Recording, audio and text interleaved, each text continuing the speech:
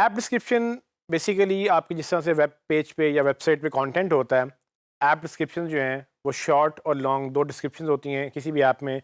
वो play store में आपको स्पेशली ये फीचर मिलता है कि आप शॉर्ट डिस्क्रिप्शन एक लाइन की आप शॉर्ट डिस्क्रिप्शन दे सकते हैं, लेकिन फिर बाद में आप 2-3 हज़ार वर्ड्स की लॉन्ग डिस्क्रिप्शन भी दे सकते हैं। तो ये जिस तरह से आपके वेब पेज पे कंटेंट होता है, ये आपकी ऐप का कंटेंट होता है।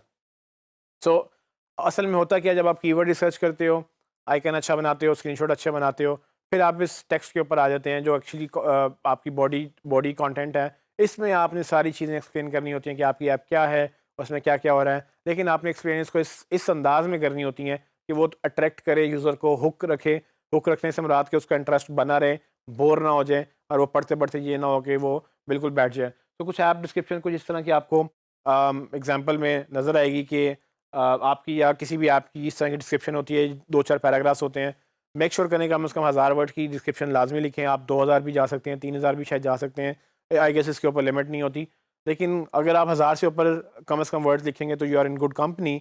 मतलब ये कि थिन कंटेंट नहीं होना चाहिए। कंटेंट अच्छा लिखें और इसमें कोशिश करें कि अपनी डेंसिटी, जैसे हमने वेबसाइट पे 2 से 5% की हम डेंसिटी मेंटेन करते हैं, इस तरह से आप ऐप्स के डिस्क्रिप्शन में भी 2 से 5% की डेंसिटी मेंटेन कर सकते हैं, डिपेंडिंग ऑन कि आपने कौन से कीवर्ड यूज़ किए। उन कीवर्ड्स के सिनोनिम्स यूज़ करें, उन कीवर्ड से रिलेटेड कीवर्ड यूज़ करें, अल्टरनेट कीवर्ड यूज़ करें, ऐसे कीवर्ड जो उससे रिलेटेड हो सकते हैं।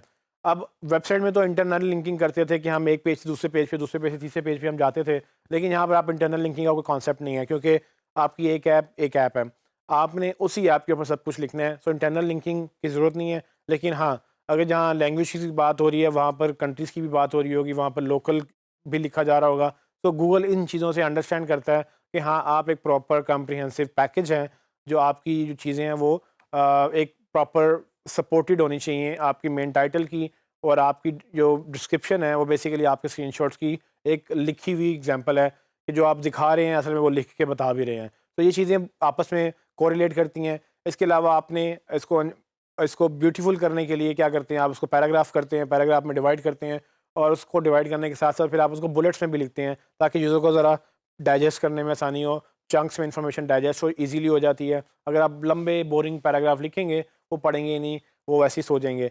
तो हमने कोशिश ये करनी है कि पैटर्न ब्रेक करना है, 4-5 लाइनों का एक पैराग्राफ, फिर 4-5 लाइनों का एक पैराग्राफ, अगर बुलेट्स हैं तो बुलेट्स डालें, और फिर छोटा पैराग्राफ लिखें, फिर बड़ा पैराग्राफ लिखें। कोशिश करें अगर आप बोल्ड कर सकते हैं, बोल्ड करें, नहीं तो स्टैरिक्स लगा के थोड़ा-सा उनको एम्फसाइज़ कर दें जो कि इम्पोर्टेंट पॉइंट्स हैं।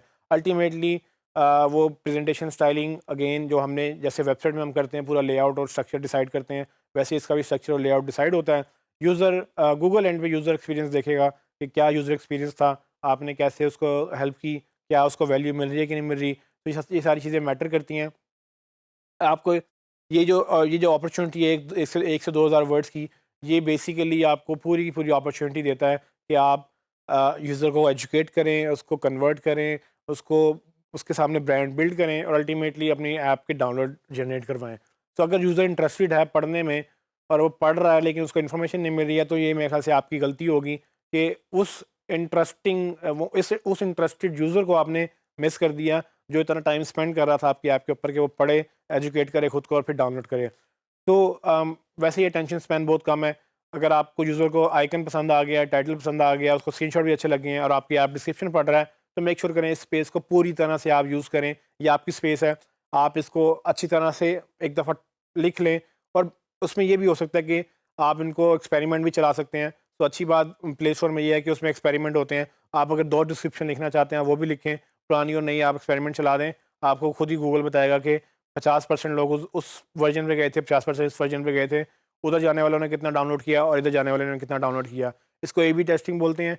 प्ले स्टोर में ए बी टेस्टिंग काफ़ी सक्सेसफुल है, और आप तकरीबन ऑलमोस्ट हर एलिमेंट की ए बी टेस्टिंग कर लेते हैं। अगर आपके पास 1 से ज़्यादा आइकन्स हैं, आप 2-3 आइकन का एक टेस्ट चला दें। आपके पास 1 से ज़्यादा टाइटल हैं, आप 2-3 टाइटल्स का टेस्ट चला दें।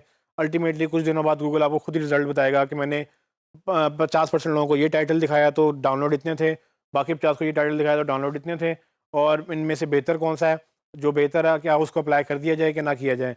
तो वो चीज़ें जो है ना टेस्ट के साथ आप कर सकते हैं। Same goes for description. तो मेक श्योर करें कि डिस्क्रिप्शन अच्छी लिखें और यूज़र को कन्वर्ट करें।